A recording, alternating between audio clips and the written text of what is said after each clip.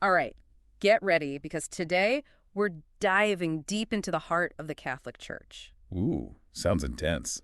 It is. We've got this article someone sent in, and it's really digging into some big claims about how the church started. Yeah, like what? Well, it's all about St. Peter and how Rome became like the center of the whole Oh, thing. interesting. Yeah, Because even though he was the first pope, Peter founded churches all over, right? exactly. They mention Antioch, Jerusalem, even Syracuse. So the question is, why Rome? Out of all those places, why did it become the Rome for Catholicism? Right. Like what made it so special? Well, the article kind of suggests that when the Western Roman Empire fell apart, the church was one of the few things that survived. So it just kind of stepped into the power vacuum. That's what they're saying. It filled the void, and as things got more chaotic, the popes back then really solidified their authority. So it was a power grab. Well, the article doesn't use those words exactly, but they imply that even though seizing power might have made sense at the time, the church never really gave it back when things calmed down. Wow, that's pretty bold. So, where does this split between the Roman Catholic and Eastern Orthodox churches come in? Right here. That's the point the article makes. The Eastern Church never saw Rome as the ultimate authority. But they still saw it as important, right? They called it first among equals, which basically means they acknowledged Rome but didn't think the Pope had absolute power. Okay, I can see how that would cause some friction. Is that why they mention the Council of Jerusalem?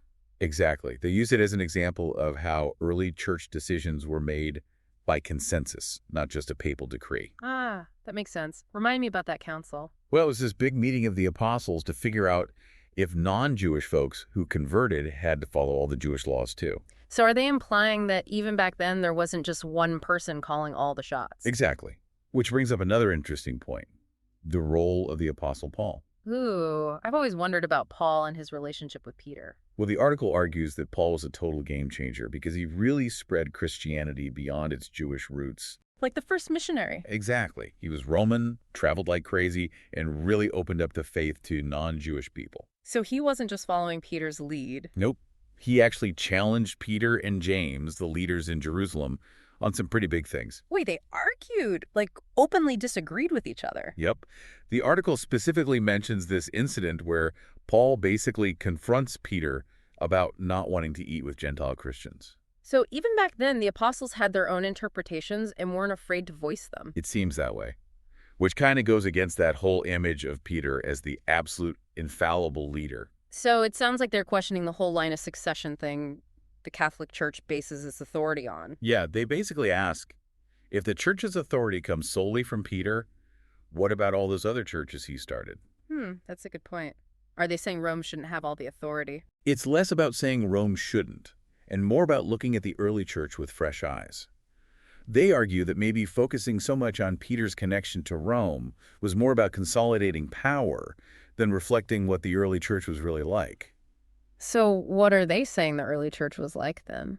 Well, they're pushing for a more egalitarian view, Egalitarian. meaning they think authority rested with the whole community of believers, guided by the Holy Spirit, not just one dude like the Pope. Okay, so less of a monarchy, more of a democracy. Something like that. And that leads to another big point they make. Get me with it. It's about those famous passages everyone uses to say Peter was the rock Christ built his church on. Oh, yeah, those are always coming up in debates about the Catholic Church. Well, this article suggests that maybe there are other ways to understand those verses. Oh, I'm intrigued. Tell me more. They're saying that instead of giving Peter supreme power over everything, maybe Christ was just saying Peter would be important in getting the church going.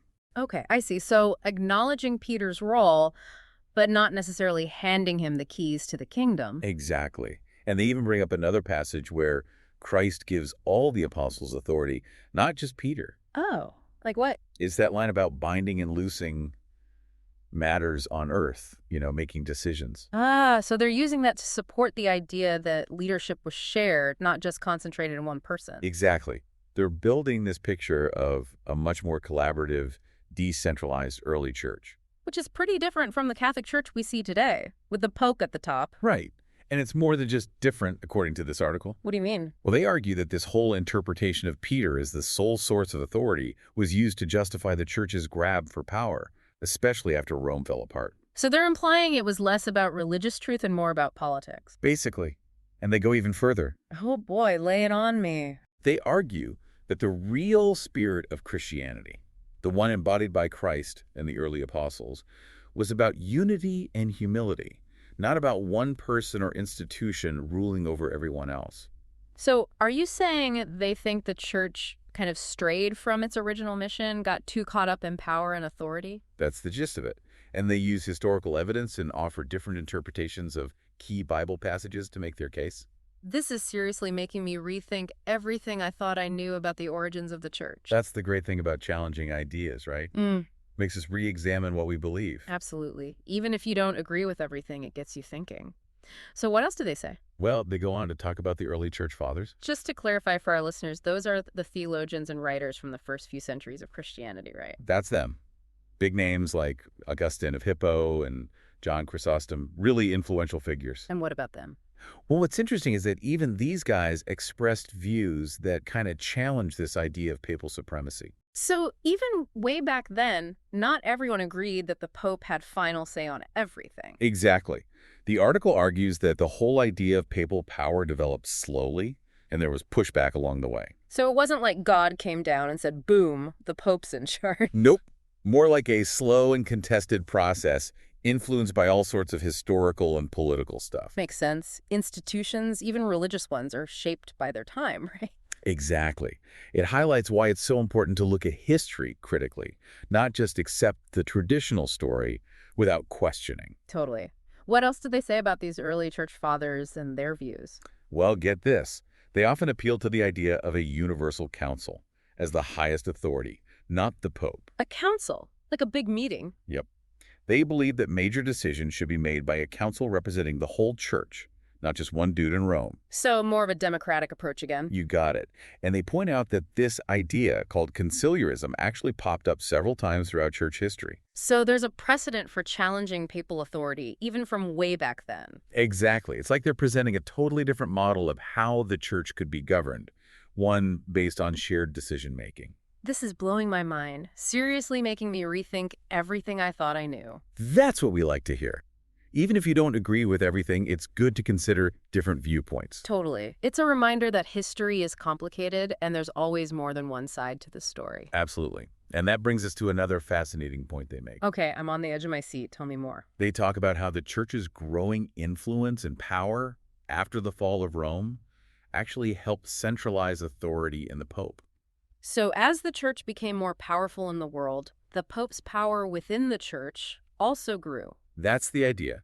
They argue that as the church got involved in politics and gained more influence, the Pope's position as the central figure became even stronger. Wow, it's almost ironic. The church was replacing the Roman Empire, but ended up mirroring some of its structure. Right. They even suggest that this shift toward a strong central figure might have been a practical response to the chaos of the time. So in a time of instability, having a powerful pope would help keep the church unified and in control. Exactly. And they argue that this practical approach might have overshadowed the more collaborative way the early church operated. So even though things might have started out with shared leadership, the need for stability led to a more top-down structure. That's what they're saying. And it's a good reminder that even religious institutions are shaped by the events and challenges of their time. Definitely food for thought. This deep dive is really shedding new light on how the church evolved. I'm seeing the rise of papal power in a whole new way. And that's one of the main points the article is trying to get across. Huh. To encourage a more nuanced and critical understanding of church history, not just accepting the traditional story as the only truth. I'm totally on board with that. What other insights do they offer about this tension between the early church's more decentralized way of doing things and the later rise of papal power? Well, they bring up a major turning point, the Great Schism. Ah, yes, the big split between the East and West in 1054. Can you refresh our memory on what caused that? Sure. One of the main issues was this growing idea that the Pope had authority over the entire church. The Eastern churches weren't having it. They'd always had more independence, right? Exactly. And they flat out rejected the idea that the Pope had jurisdiction over them. So schism was like the boiling point of all these disagreements about the Pope's role. You could say that. It really highlighted the fundamental differences in how the East and West viewed the whole structure of the church. It's important to remember that what we call the Catholic Church today is really just one branch of Christianity, right? Absolutely. And it's crucial to understand that its development wasn't universally accepted. There were other ways of being Christian. And this article is encouraging us to see those different perspectives, to acknowledge that the history of the church is more complicated than a single story. Exactly. And that brings us to another aspect they explore: how the very structure of the church, with bishops, priests, and deacons, evolved over time. Wait, they're saying even that wasn't set in stone from the beginning? Nope. In the earliest days, they argue that leadership was much more fluid, responding to the needs of small, scattered communities. So not the rigid hierarchy we see today. Not at first.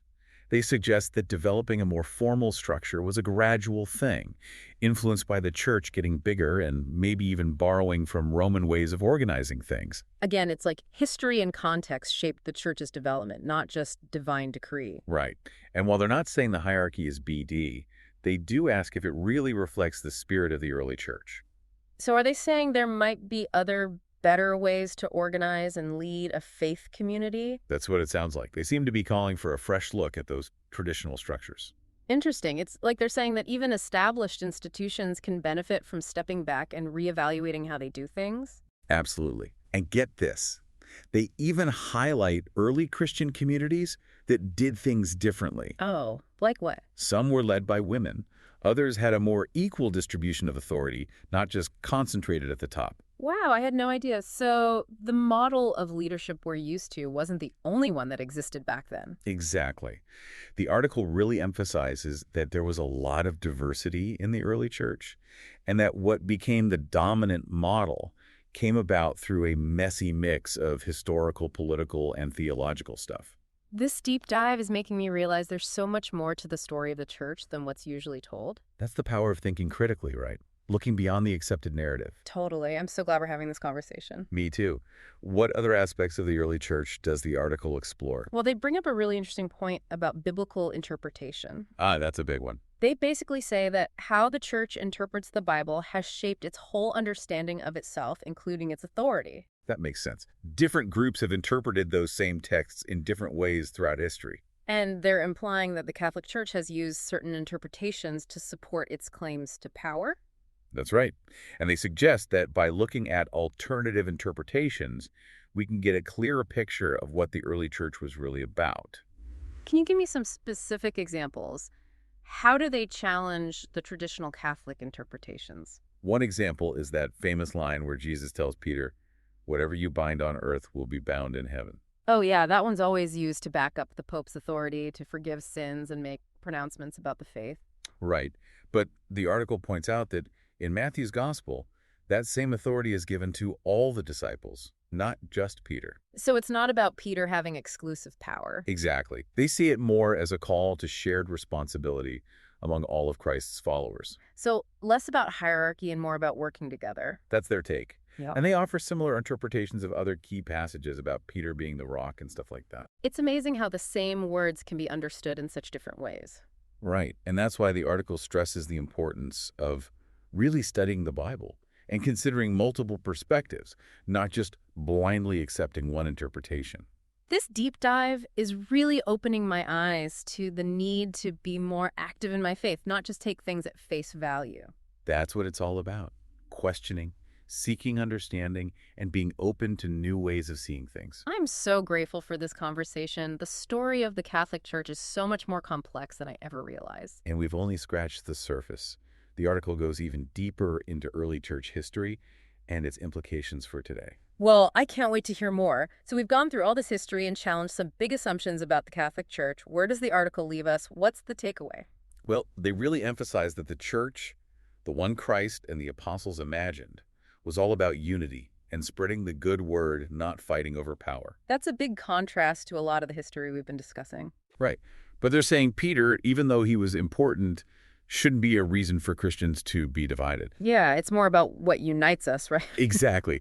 They're calling for a more, I guess you could say, open-minded Christianity, one that accepts different interpretations and traditions while still being united through faith in Christ. That makes a lot of sense. You know, at the end of the day, it is about embodying Christ's teachings, not clinging to power or specific interpretations. Couldn't agree more. It's Yeah. about those core values: love, compassion, and service, not who's in charge.